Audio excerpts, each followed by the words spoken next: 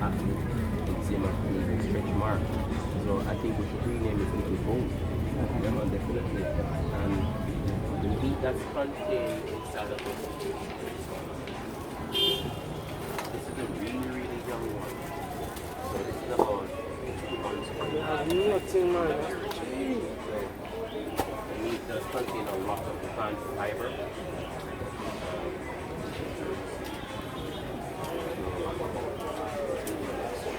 This is what normally in this case we always say ladies first, but in this case was the gentleman's first.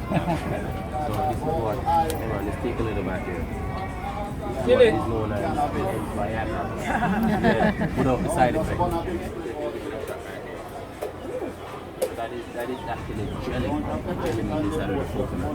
So it takes a year to get actually very hard. So you will see sometimes they will know exactly how old the coconut is just by knocking it here like so. Young, a bit older, weird hollow it is. But this one you have a little harder meat. And this one here, this is what you extract this one, you see the hard coconut meat inside. So